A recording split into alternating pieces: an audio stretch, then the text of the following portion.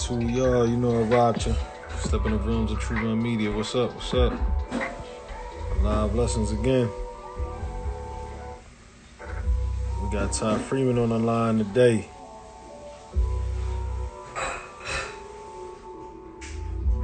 What's today? 25th.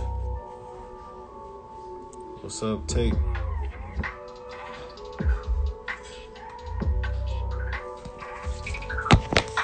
Lessons.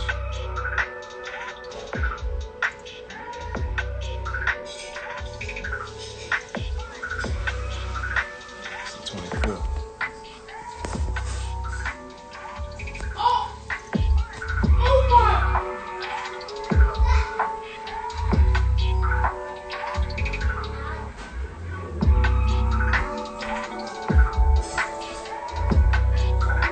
What's up, man?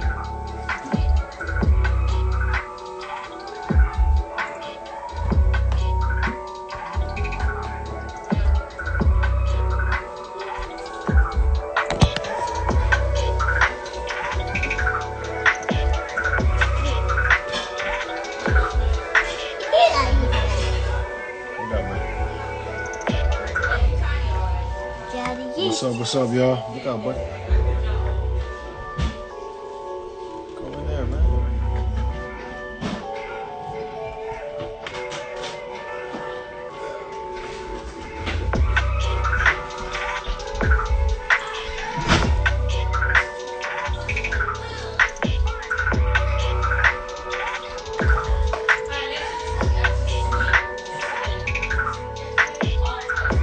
Everybody doing all right? Everybody doing good this Friday afternoon? Like I said, we live lessons. We got Ty Freeman, an OG in the game, one of the best in sports photography. Tuning in soon. Talk to him about his journey, his greatest lessons. You know what I'm saying?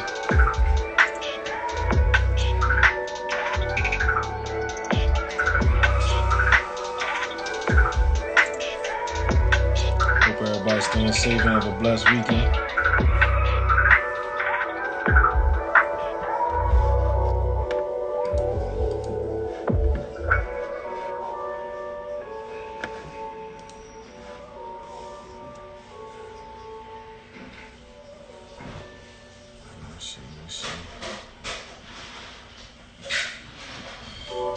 Pumping out some content, man. Just been doing a whole lot of editing. I jumped back from photography to editing and a whole lot. What's going on, Ty? You joining us right now? Let's see. Turn this music down real quick. Connecting. We got Ty Freeman, OG in the game, a vet when it comes to sports photography, man. What's going on, sir? Mr. Freeman. Yes, sir. How you doing, sir? Doing good. Good. Glad to have you on Live Lessons, True Vine Media's Live Lessons, where we just talk, to a lot of creatives and leaders and visionaries about their journey, some of their greatest lessons, what's the best thing about what they do. So, sure. Yeah, I met this gentleman, when I first started coming out shooting games, and he's always been pleasant. He's always giving advice, trying to help out as much as he can, business advice, all kind of stuff. So I really appreciate Ty coming on. Without further ado, let him tell him who you are and explain your journey a little bit. Go ahead, TJ. Yeah. I'm Ty Freeman. A lot of you on Instagram know me as Ty Feet. Well, if you follow me as Ty Photo G or Ty Photo, however you want to pronounce it. But I'm based out of Atlanta. I've been doing photography about 9 years. I do a lot of work for like Hoop Scene, for Hoops Given. I used to do a lot of work with Upward Sports. I do for Brandon Clay, for Sean Williams, for Chris Williams actually. So I did a lot of different events, even the CP3 camps. I do a lot of those. So a lot of people know me from a lot of different events like that. So I'm doing it for a minute here, and so I'm hoping I can help somebody out coming along, give some information, whatever. Yeah, you got a real unique style, man. I mean, your work is everywhere. Great, excellent work, by the way. A I lot of appreciate people it. love your stuff, man. I mean, I got some stuff you shot my daughter when she first started playing AAU like Yeah. years ago, and Yeah. you know, and you just move with such speed and get stuff out. You know what I Yeah. mean, even though you're on Instagram and stuff like that, you're not really one to be like concerned about tagging your photos and all that. You just Oh put it yeah. out. You just put it out there Yeah. so people can have it. Yeah. A lot of people just they get vexed over that kind of stuff. Or they're thinking they're not going to get credit, but I don't even bother with all that because the kids today are so smart, man. You see stuff where they got their pictures from school, they got copyright information all across it. It doesn't stop them. It's like if people want to get your stuff, they can get it, but just getting credit. Most people give me credit anyway, so I don't stress about not getting credit for things like that. So it's not a Yeah, big yeah, deal.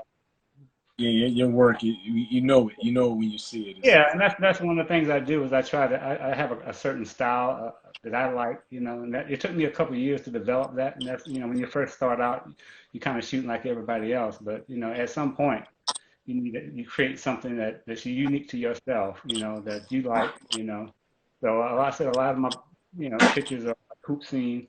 The background kind of goes dark, that's kind of my signature on a lot of things, particular type of lighting I use and everything, and then also the processing afterwards, So it's kind of all leads to the kind of picture that I wanted to take and what my vision of what, I like to see. So I just kind of been keeping that consistent instead of just trying to change with everybody else and do what everybody else doing, You your own style that's unique to you. So Yeah, when people see it, and they already know, that's you. So that makes me feel good that people can look at a picture that I've done, and they don't even know if I took it. They say, "I know this is yours." They come up yeah, to me.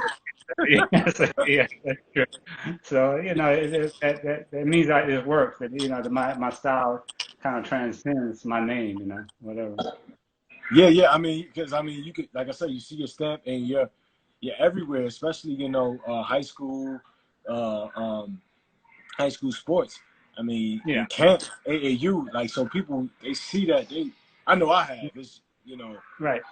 I've learned Yeah. like wow, I don't know everything about the photography world, but I could tell like that look. It's got that Yeah. rich look, it's Yeah. saturated with colors. It's got Right. that nice contrast. You know what I mean? Yeah. Talk to us how you came into your journey into photography. You say you've been doing it for Okay. 9 years. Talk to us how you came into that. Yeah, I guess it started about 9 years ago, when I first got my first DSLR. I've been taking family pictures and I wanted to kind of do something different. So I started shooting pickup games out at Deshaun Park over in Stone Mountain, not too far from me, about 15 minutes from me. I would go on a Saturday morning, the guys, because for me growing up, back in, the Stone Age, back in the 70s when I was growing up. We did a lot of pickup games all the time, but when I got no pictures of that, just like, Yeah, nobody was concerned about it there. We didn't have Instagram and everything else, and everybody Snapchat pictures and all this other stuff. We didn't have, yeah, if nobody was around with a camera, it's just memories, So yeah, I wanted to go out to the park, and the guys they welcomed that because they've been playing for years. They got no pictures, to kind of memorize that they did this thing. So they kind of welcome the fact that somebody was out there taking pictures. So after a wow, while, they kind of been doing it every Saturday, and then the kind of uh, phrase me the picture man, yeah, yeah, the yeah, picture guy coming out. So when they come out, they give me a special spot. They won't step in front of the camera because they know I'm taking pictures. So it became a routine. But then after the summer was over, school starts back, and I still needed an outlet because I started, learning a little bit more about photography. I still wanted to kind of shoot and get better at it. So I went to the first game I ever went to was at Collins Hill High School over in Swanee. wow. And then people had told me about, when I told them I was going to that game, everybody's like, "Oh man, don't go there, man. It's like it's the worst." But at the time, Collins Hill was like a black hole. You go in there, there's no windows, The Yeah. lights are real dim, and you go in there, and anybody knows photography, trying to shoot in that kind of environment is like the worst. But Yeah. I was good. The fact that I was able to go in there and get some good shots, people were like, "You took this at Collins Hill," and then that's what kind of helped, build my reputation from that. The people you can go into the worst spot and still get good photography, good photos, and that's kind of been my thing. I just went from gym to gym. I specifically remember going over to Parkview, the tip-off classic that fall, and I met Coach Moultrie from South Cobb High School. They actually ended up winning the boys side of the tournament of the Parkview Classic, and I was kind of just covering their games and everything, and posting them, and he kind of liked that. He liked the pictures that I took and everything, and he invited me to come and take some team pictures of them and stuff like that. And that was kind of one of my first sessions of getting connected with coaches and everything like that. So that's really how it got started. Mm. I started with him, and then I got introduced later at the AAU season with Brandon Clay, and then along the way I got hooked up with Swanee Sports Academy. Just long before they became Hoop Team, when they were just Swanee Sports Academy, they were still doing some tournaments, and then eventually I got involved with like Upward Sports and a lot of other organizations until as you go along, just had to start turning people down because got so many things going on every weekend. It just takes a lot of my time and everything. But Yeah. that's how it started. It's one thing to get the business, but at the same time, you still got to maintain your craft. You got to get better at it. Because when I look back at those pictures when I first started to where I am today, I can see the progression in myself. That you have to get better. Yeah. Because people expect more. That kind of leads me. I guess one of the things you asked me because you kind of sent me a list of things that you wanted to find out was like being a photographer in Atlanta. Because Yeah. Atlanta in itself has got a lot of opportunities. Mm. Because just the sports environment here. Because if I were to be somewhere where I grew up, like in South Carolina, I probably wouldn't get the same kind of exposure because you got a limited set of people that you're Yeah. talking to. I even know guys that are shooting down over in Augusta, they don't get the same kind of coverage because you just don't have that exposure like in Atlanta because it's like a hub of talent and people. So people Yeah. come here from other states to play basketball, and you get that kind of exposure. Kind of same like with the players. The players get the same kind of exposure the players get from coming to Atlanta. I get the same kind of exposure because I go to tournaments, I take pictures for Swanee or something like that, and then people go back to other parts of the country with my pictures. So, I said the opportunities are there, but on the other hand, it's very competitive. Yeah. Yeah. I bet. You got a lot of hungry guys out there. Both guys that do both photography and video. One of my good friends, Stan Johnson. He does a little bit. He does a little bit of both. He does mostly that. I mean, photography, but he's some video too. Yeah. I haven't switched over. I just kind of like still photography just because I wanted to capture the moment. Yeah. And but it is very competitive. So you got to stay on top of your game. But I think just because of the repetitiveness is what kind of makes me I don't want to say I'm so good, but I'm so consistent. Yeah. Because I do. I mean, I kid you not. I probably do 1,000 games a year Whew. basketball. I shoot 1,000 games. So shoot that many games, I mean, between high school and AAU and all these other tournaments that I do, I kid you not, I do about 1,000 games. Let me ask you though, what kind of card size do you have? You shoot CF, SD? What is it that you Yeah, shoot? I use What's the size? this card size, usually about a 32 gig, but I kind of move it up to a 64 gig. Wow. Um, in a given day, I can fill up two guards. I'm not a shotgun shooter where I just. Yeah. Yeah. That's also been part of my style because when I first started out, I was shooting just natural light, just whatever is in the gym. You're gonna get some grainy pictures and stuff like that, and that's kind of the progression I wanted to go through. I wanted to get those little sharp pictures like you get on Sports Illustrated, Yeah. ESP, that crispness, and that's Yeah. what people were kind of pushing me towards too. That that's what Brandon kind of wanted. He said, if you can give me, I like this, but if you can give me a little sharp, picture. I said, okay, so I started playing with lights, Yeah. and then I started bringing lights, and that kind of that was just a game changer for me, being able to to bring your own lights in the gym and then Wow. light it up, you know, because, the way I do it is a little different from a lot of people. They figure that you want to shoot directly down onto the court, but that's going to be a natural distraction to the players and stuff because you Right. got lights in their eyes and everything like that. But so I kind of shoot it off the ceiling. I bounce it off the ceiling, and I put pieces of cardboard. People always ask me, "What's that cardboard for?" It's to block the light from going to the player's eyes on the floor. So I bounce it off the ceiling. Then when it comes down, it kind of disperses a natural light. It's almost like having the sunroof on Sunroof. your car, something like that. So it's like a big broad light. And so that really helps because you don't get those hard shadows under people's eyes and things like that. So I said, but it was really been a game changer bringing lights. It's a little bit more work on my part, but that's what kind of changed it for me. The last thing in Atlanta, you got to be willing to travel. If you Yeah. just want to sit around in one little area because Atlanta's so spread out. So you have to be able to go from place to place. I mean, I'm over in Henry County, I'm over in Gwinnett County, I'm in DeKalb County, any particular week, I'm in a lot of, 3 or 4 different counties, like that. Originally when I started, I was just kind of stuck in Gwinnett, but I just get people pulling me. I'm even out of state now, going to Yeah. the CP camps. I go out to LA, I go out to the North Carolina, go up to Indiana, I go up you know, to Maryland, a lot of different places, so it kind of pulls me in a lot of different directions, as I So go you along. you was able to create your own barn doors, so to Yeah. speak, you know what I'm saying, to create Yeah, that yeah, light, that yeah, light. All yeah, right. yeah. Let But me, you need something.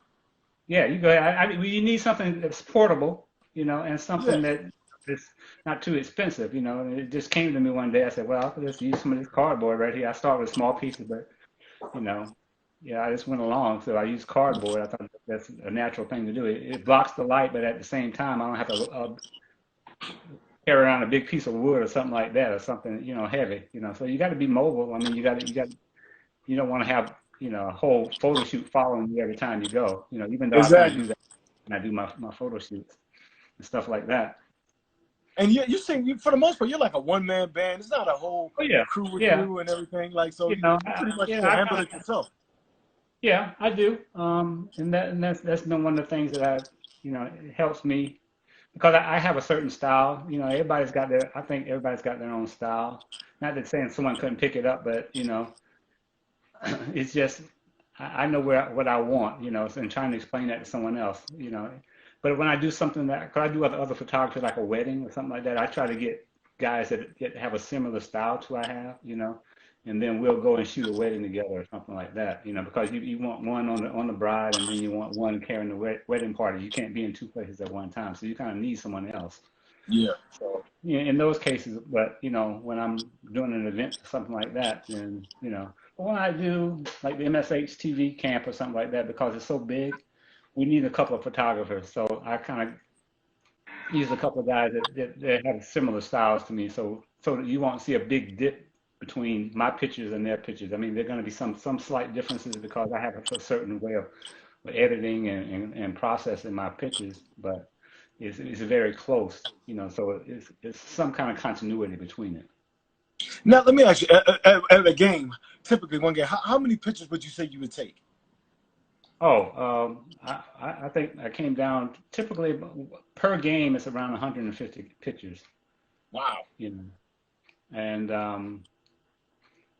the way I do that, I said because I kind of know offhand what I want. Let me kind of explain the way when I shoot a game, I'm not just shooting it for me. A lot of guys are just doing it for the fun, but I'm usually shooting it for someone else, and like a hoop team or something like that. They'll have a particular. They give me a list of players that they want. So that's the first priority is to get good pictures of those players, whether or not it's a still shot or an action shot. Usually they're going to want both because they want to use it in different contexts. So you Yeah. have to target those pictures. So once I knock those out, get 5, 6 good pictures of each one of these people that they want, then I can start doing, more creative stuff, getting larger, getting pictures of the coaches and things like that. Because when I shoot a game, you don't want to just have pictures of players. You Yeah. want to have a an environment. So that's the reason why I shoot so many pictures because I'm trying to build like a story. This is how the game started. This is what happened. This is what the coach is doing. Hell, this is what the cheerleaders are doing. This is what. Yeah. So you want to feel like you're there, and Yeah. that's one of the other things that I do. I try to get as close to the players as I can because you don't want the same kind of pictures that people sitting in the stands could get. Yeah. That's why I try to get close, get right in there. So because those are the kind of pictures that most people won't be able to get because they don't have the access that I have. I'm right Yeah. there at the baseline, so I can get right to the players. I can get right into that context, and a lot of people appreciate that because that's what you're supposed to be able to do. Even though you want to get a larger picture, but the core of what you want to do is right there underneath the goal and the barrels and everything like that. Now let me ask you, do you have a favorite lens? Oh yeah, my 7200. I shoot that underneath of the goal. A lot of guys use a wider lens, like a 2470 or something like that, underneath the goal. I just find that's too low. That's too wide for the most part because you can't get as close to a player as you can. I just learned. I mean, when I first started, it was terrible because when you got a 7200, sometimes you're gonna cut somebody's arm off or something like that. Yeah. If you can't control yourself, so it kind of taught me how to follow a player, and how to move with people because you have to catch it at the right time. So you want it close and you want that close contact, but at the same time you want to be able to zoom in and get what you need. I said I like that 7200 because I can be about 5 feet from the baseline and still get close up to there and also get all the way up to like the free throw line and always to half court. So it gives me that range. I just felt that 24/7 is stopping at 70. It doesn't get me across the court far enough, and I think it's just too wide when I come in close. Yeah. Yeah. Once I started with the 72 and I said, wow, I fell in love with it Yeah, instantly. Yeah, yeah, instantly. yeah. Right, and that's And what So I did have some things that I kind of outlined that I wanted to make sure. Appreciate it, Stan. look at the Cater My man, Sanders in here. yeah, that's it. we had him on. We had him on last week, but we're gonna get him back on Yeah, next week. that's my Yeah, man, Stan. Stan. Yeah, yeah, Yeah. we go back. Yeah, yeah. So what I wanted to do, hopefully Stan can stay on for a little bit because I wanted to try to get some advice to some of these future guys or some of the guys that are Go around. ahead, man. Please, that's one of the Um, questions. Yeah. so I kind of outlined, because one of the first things guys do is, obviously, is you got to make money because you get somebody's got to pay for these lenses, somebody's got to pay for these cameras, and your Tell him, wife tell ain't. him. I know your wife ain't gonna, go too far, allow you to be just a hobby. So you got to make money. So the first thing they want to do is sell pictures to parents. I'm telling you right now, in case y'all listening out there, don't do it. It's a way to do it, but your first instinct is to go sell pictures to the parents. That's slow money and inside and not. Oh, you break it up. You break it up right when you get the good stuff. Ty, the signal breaking up. Can you hear me? Because I can't hear you. Jump off and then jump back on. Sign off and then sign back on. Oh, man, we can't hear him. Yeah, sign off and then sign back on, Ty. I can't hear you. I can't hear you. Can't hear you. We can't hear you.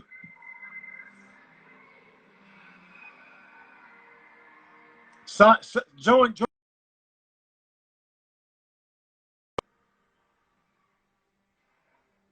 Hold on, y'all. Hold on. Dang, he was giving us some good stuff. Hold on 1 second, y'all. Ty Freeman was on here giving us some great stuff. Hold on 1 second. All right, my bad, y'all. Ty Freeman coming back. He's coming back. Let's see.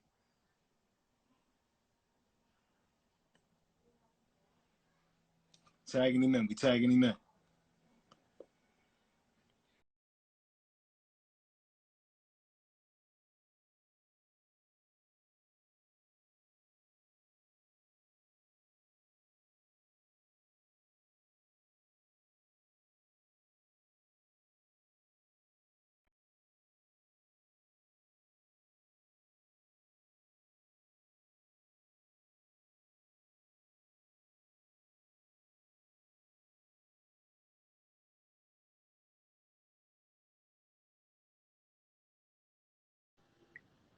All right, I appreciate it.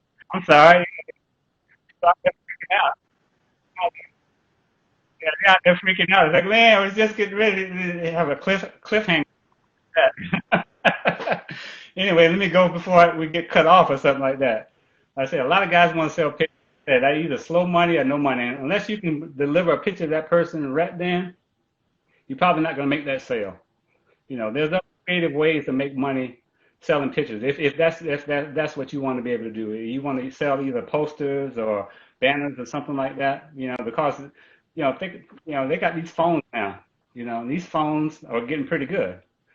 So they can get just good a picture, right there that they on their phone that you can get. So you got to offer them a little bit more. Anyway, so the main the main business items I want to tell you about is there's kind of four things. Three of them are the people you need to contact, and the fourth one is how you need to conduct your business. The first one is the event planners, because a lot of people ask me how how I make money. So the most important for me are event planners. I'm talking about the hoop scenes, the Brandon Clays, the Sean Williamses, the Chris Williamses that runs like Hoops Given and the CP3 camps and stuff like that.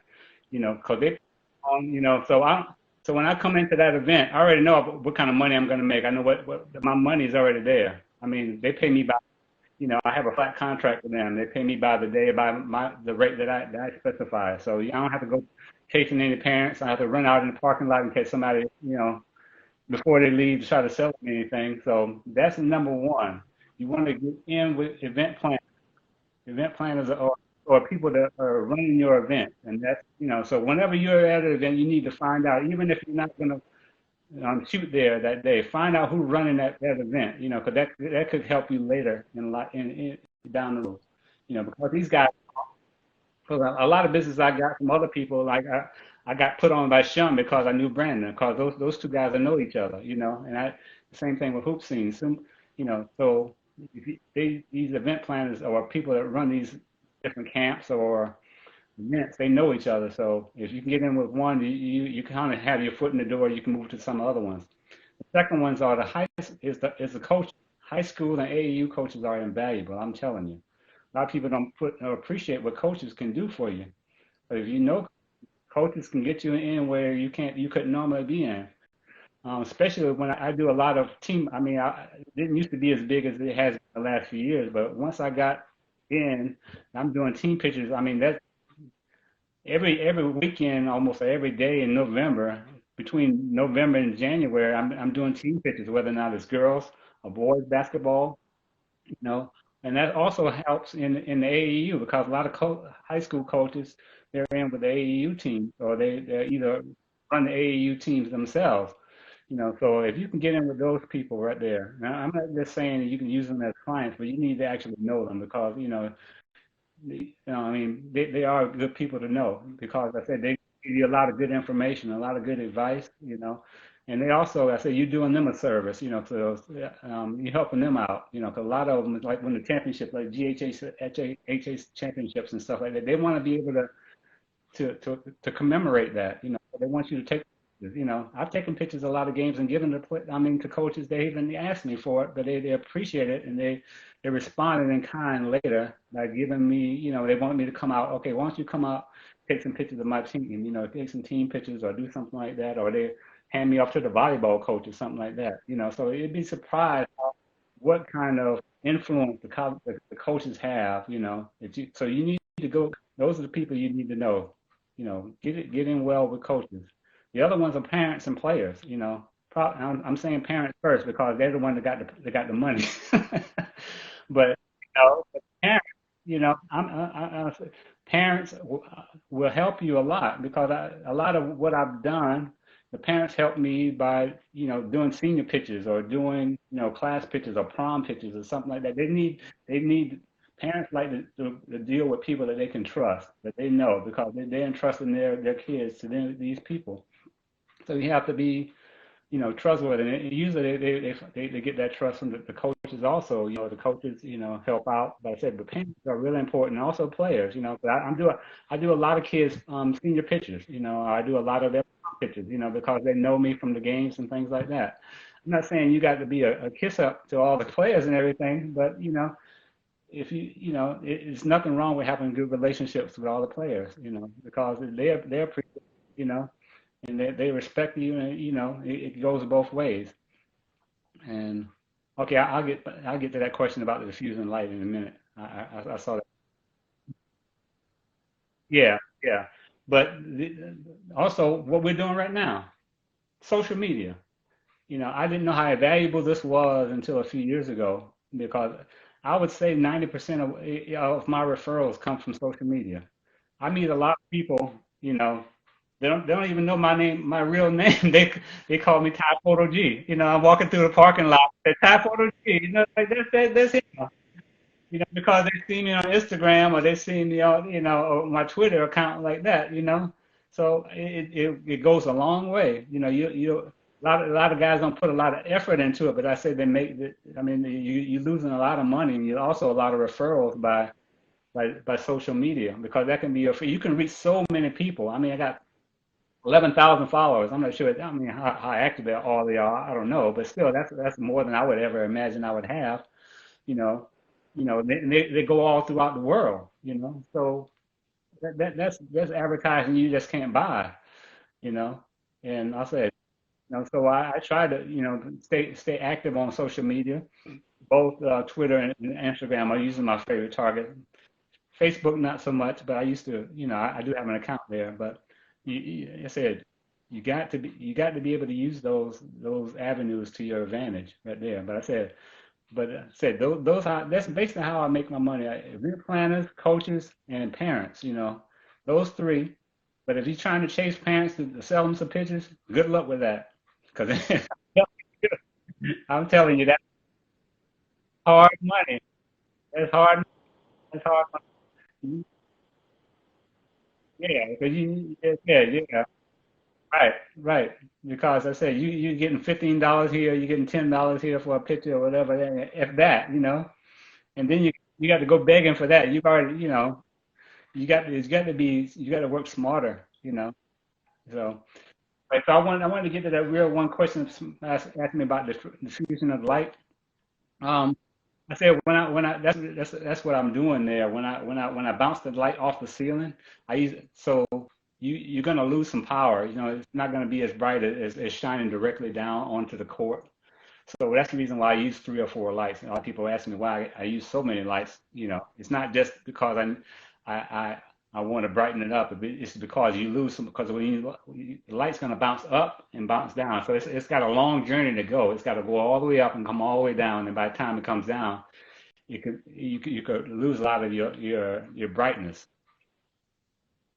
Um, you said I don't know. I can hear you.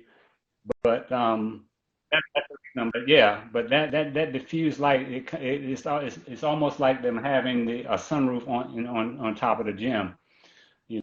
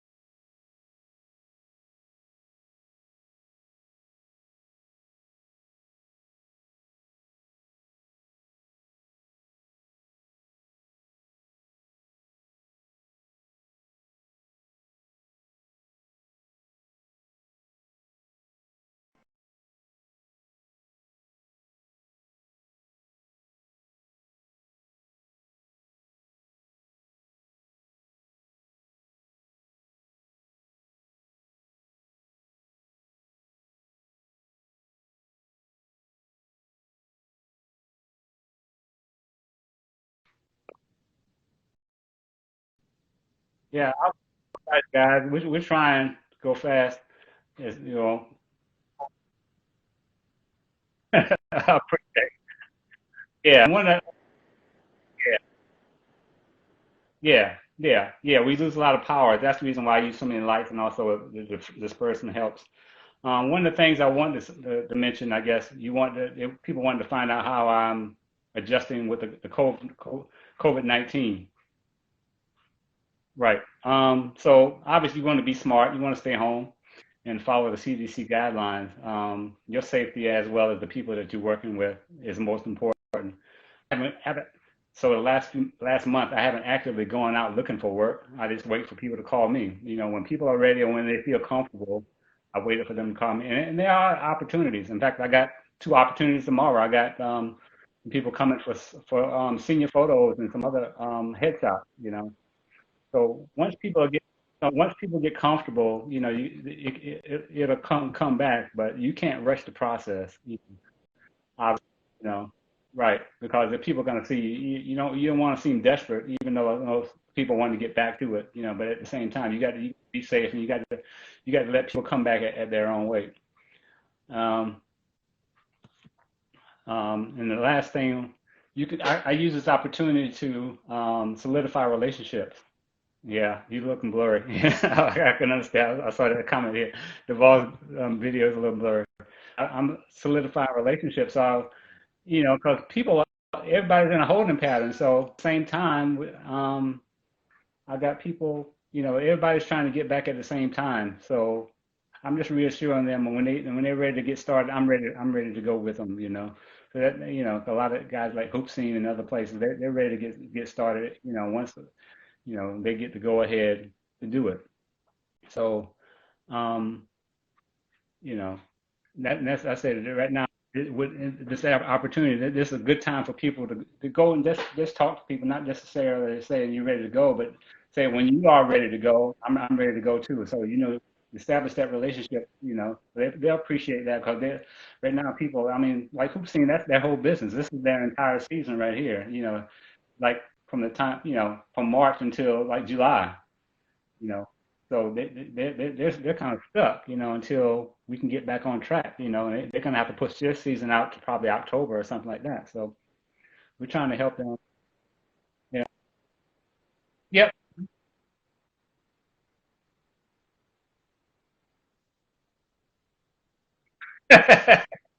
You know what?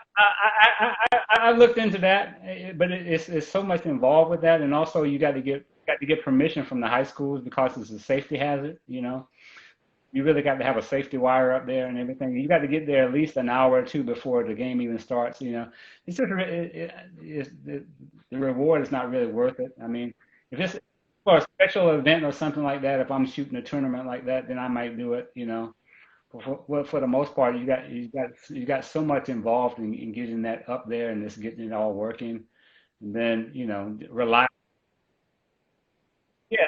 Oh, yeah. You got to get a ladder up there, and you got to put it on right behind the backboard. You got to test it out. You got to, and I said you got to first of all you got to get permission to do it because if it falls, there's a possibility you could hurt someone. Because those cameras are heavy and the lenses are heavy, and also you're going to damage your camera if it falls. So it's a lot that goes into it. I mean, it's a cool thing, but there's probably other ways you can also do it. I mean, most of them have tracks that run around at the top of the gym. Why don't you just put a camera up there? Put it on a tripod or something like that. There's other ways to kind of get the same kind of effect. If you want.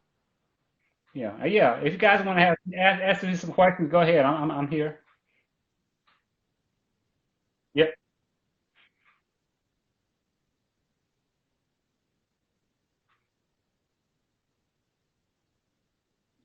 Yeah.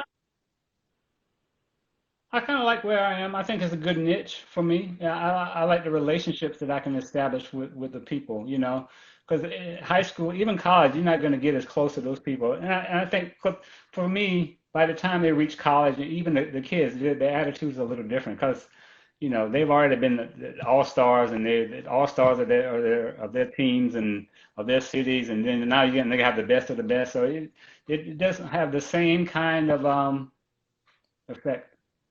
You say you can't hear the media now? Which one? You can't hear me or you can't hear Duvall? Oh, okay. But yeah, yeah, I've done some some college stuff, and I would like to do one or two maybe NBA games, but I don't have the aspirations of doing, Hawks games all the time or something like that because they have their own uh, photographer. That's to be something you have to really follow the team. You have to be um, there all the time. Okay, let me see the question. Other go-to lens other than 7200, 2470. That's my other, I use that primarily for my portrait sessions when I do with teams, or I need to go right underneath the goal or something like that. I use a 2470. So I think any particular game I can get by with those two lenses. In fact, that's probably all I need to carry with me when I go to any game. Most times I just pull out the 7020, 7200 and I'm good for the rest of the game. Yeah, and you always have feet, so you can always move either closer or you can move further back. So you can always get around, even though I'm getting older. And that's another thing, um, it's a young man's sport. I'm getting older, and a lot of people think it's a glamorous thing, but you're sitting there for a couple of hours, your back hurting, you get home, you wonder why all your body parts are hurting. I'm not just saying that's because I'm old, it's because even the younger guys have complained about that. If you don't have something that can support your back, think about it. Those tournaments start about 10, 11 o'clock in the morning, and they don't end until about 10 o'clock at that night. So you sitting down a long time. Now you tackle that for a holiday tournament, and you do that 3 or 4 times a day, 3 or 4 times a week. It can take a toll on you. Oh yeah, it's a lot to, So just like sports is a young man's game, sports photography is a young person's game too. That's why you don't see a lot of old guys underneath the goal because they can't handle it. Because it wears on you. So I'm gonna do it as long as I can keep it going. So what other question? I see that last one question. I do a lot of Photoshop. I do Lightroom. Lightroom is probably my primary. Photoshop is really when I'm doing anything like portraits. Photoshop can get you a little bit more detail and get you a little bit more exact, I guess if you want to call it that. Um, but for the most part, Lightroom is my go-to. I can do 90% of what I need to in Lightroom. Um, I use Photo Mechanic to load my photos in. I don't use the Lightroom mechanism to pull it in. I thought it was too slow, and then I got some information from some guys that work at newspapers like Curtis Compton and stuff like that. I tried to find out from them what they were doing. So Photo Mechanic is what I've been using ever since then. And that's another thing. Everybody, I mean, everybody thinks they're all of that, but everybody I think should have a mentor or someone that they can get advice from. And for me, it's been Curtis Compton at the AJC in Atlanta. I like Curtis because I think I remember the first time when at a signing for Tony Parker when he was at Miller Grove. And this guy, I was like, who is this guy? Because everybody's trying to get a shot, but he got the perfect shot. He was right there in the front, and that was the first lesson he taught me. Always get the shot. So you can apologize later, but always get the shot. Because he needed a shot that can be printed in the newspaper without somebody else's camera in the view or anything like that. So that's what I've learned when I go to the GHSA state championship. You shouldn't see anybody else in front of me because I get right there in the front and I get the pictures. A lot of guys behind me said, "Could you please back up?" After I got my shot, I'll back up. You can't be too nice. I mean, not there's a certain things professional courtesy, but at the same time, you got to get your shot. Because that's what people are paying you for. Yep. Yep. Okay. Any more questions? Type in your question. I'm ready.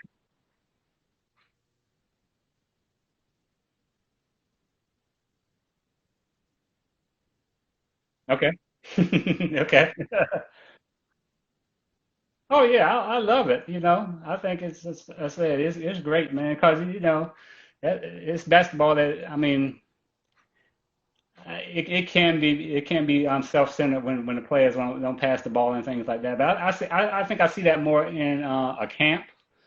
Um, I think I see that more in camp than at AAU because AAU.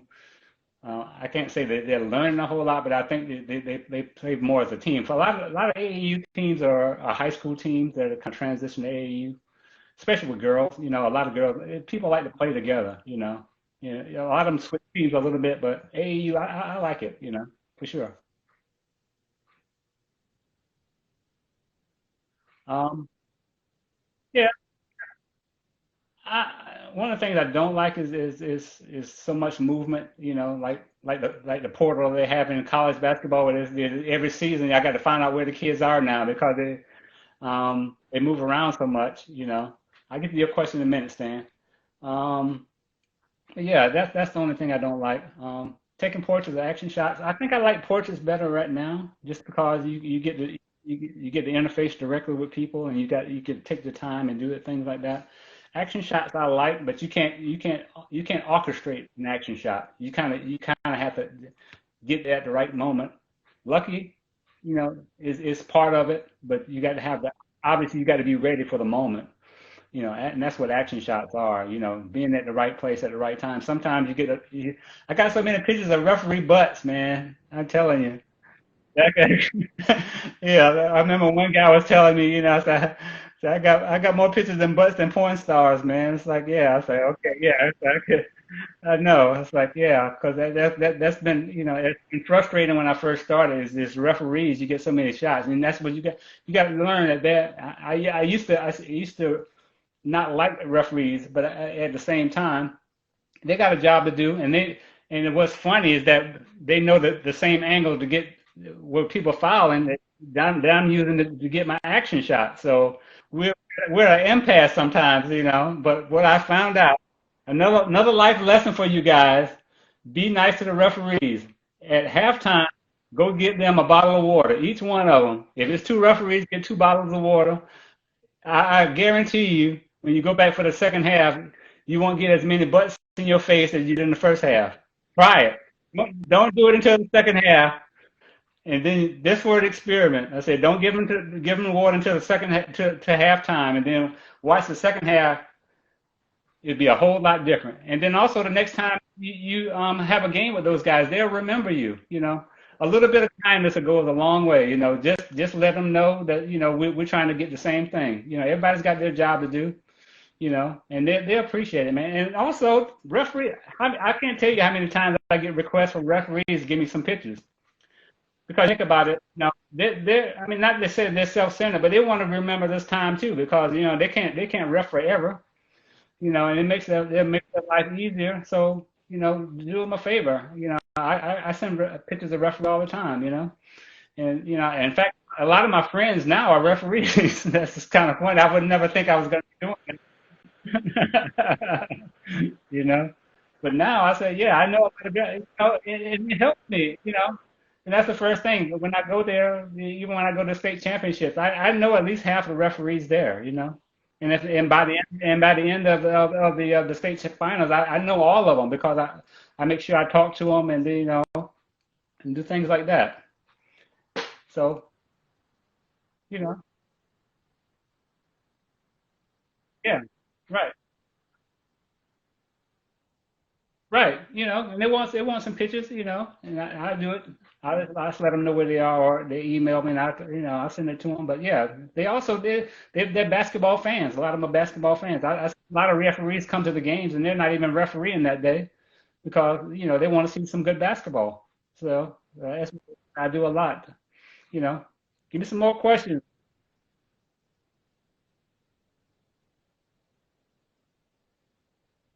My wife, my wife tells me. No, I'm just kidding. That's that's not what it is. Everybody's got their price points. But for me, um, what I try not to do is try to nickel and dime people. You know, like what I do is I charge a daily rate for someone. Like if I do an event, say I used to start really low, maybe $100 or something like that to do like a 1 day tournament, and then that was kind of got ridiculous. So, you know, because you're putting in so much effort and you've already shot in 8 games for $100, that doesn't make mathematical sense. So it's got to be somewhat upward between 200 to $300. That I mean, it's got to be something worth your time as well as because if you go too low, you devalue in yourself, and they don't think they actually people won't respect your work as much if you charge them too little because it's a strange dilemma, but you can't um can't hear who, me or him or both. Okay. Um, yeah, yeah, but I typically right now I say for a 1 day full tournament it's like $300. If it's going to be a long tournament, like I'm starting at 8 o'clock and I ain't going to get out of there until 11 o'clock that night, it's going to be $400. Something like that. So people can always say no, and you can always find another event. But for the most part, you give them your price, they understand, and you give them good work, then that's the thing. You, once you obviously you got to have skill to do this, right? We haven't talked a lot about that, but as I went along, I've gotten better. So as you get better, you can charge more. I mean, it's just that fact. I mean, if you suck, then obviously you can't charge. You can't charge. You ain't got, you don't have a leg to stand on. So if you're doing good work and you're confident in your work, you tell them what your prices are. They can always say no. I mean, I've had a lot of guys that that couldn't afford it. And that's been another thing. I know we talked about the event planners. There's not a lot of new guys that want to get into it because they think it's a good way for them to make money. They have a 1 day tournament or something like that.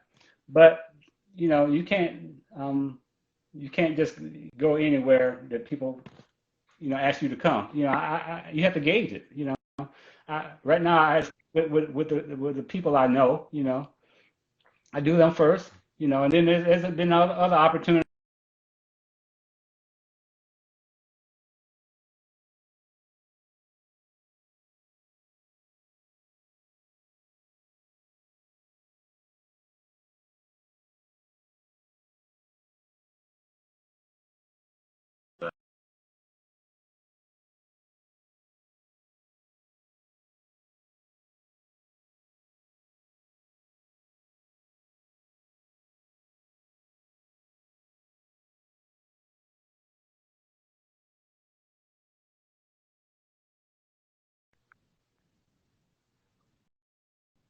Yeah, but that's the thing about going out of state is that you got to factor all of that in, and you got to make sure up front that they know that because people have been asking me to come to Florida or something like that. I don't mind coming there, but you got to fly me in there. You got to put me up in a hotel, and I got to eat, and then you got to pay me to take pictures. All of that adds up. And once they see that, they say, well, I don't know. And at the same time, it's a day before the event, and they say, well, the registration hasn't been the way we thought. Then now you're stuck because you've already committed yourself to that, and then you can't do anything locally because that event's probably already covered by another photographer or something like that. So you got to gauge what you want to do. And I try to stay local, but if I'm gonna go out of state, but I do it with people I know and I trust.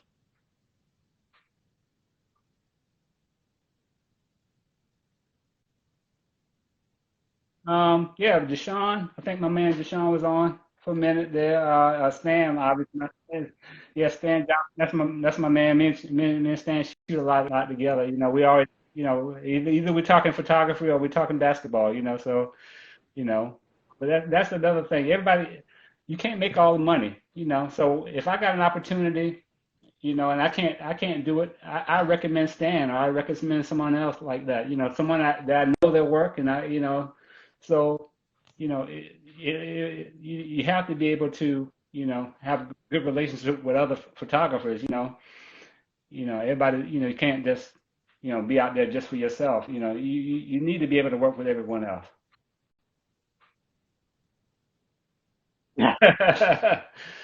Some people ask me about that. I don't know how well it would go. I mean, I probably could do that, yeah, if it came down to it. But there's a lot that we could cover. I mean, I said, for those who just tuned in late, I was just telling Duvall when I first started.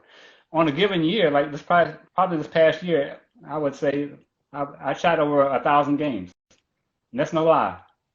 If you add up all the tournaments, all the AAU, all the high school games, all the girls' games, basketball games, I shot over 1,000 games. So at that, so I kind of know when to press. I mean, I always joke that say all I do is press a button. That's all I do is press a button. But you got to know when to press the button. Knowing when to press that button is kind of what I've been doing over the last year, 1,000 games. I know what's a good shot and what not even waste it. If you can't, that's another piece of advice. If you can't get the shot, get their reaction. If the referee's in your way and you can't get a good action shot, wait for that player to either pump their fist or yell or something like that. That's what you want to wait for because 90% of sports is emotion. That's what you want to capture. And that's if you look, that's what I kind of know. You need to know what a good sports photography, sports acting shot is. Look at ESPN or look at illustrated um, action shots. Most times it's usually some reaction, some players doing something. No, it's hardly anyone just sitting there doing a free throw. But that's low hanging fruit. A lot of people, anybody can take a shot at somebody at the free throw line. Okay, you need those shots for certain contexts. But for the most part, you need to know what a good action shot is. Someone making a basketball move, as well as something that someone that's sitting out in the stands can't get. You need to be tight. You need it's a lot that goes into it. I mean, so I appreciate everybody. Yeah, yeah. Oh yeah, oh yeah, oh yeah, oh yeah. That's it. It serves its purpose. I mean, I have to take them, but no, there's a lot of other things. Any last questions? We're gonna hang up. Yeah. Hey, Selena.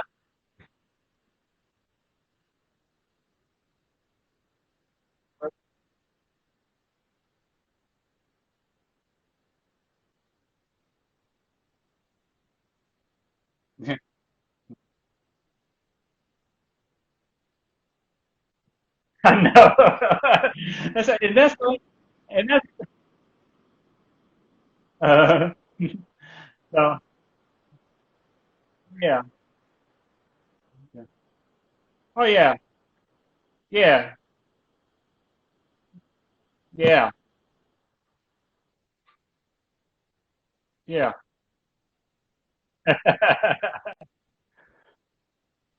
Well, I appreciate it.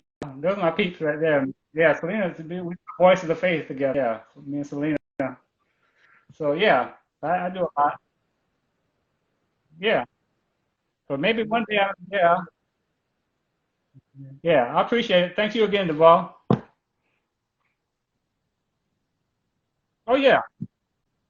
Okay. All right. Thank y'all for tuning in.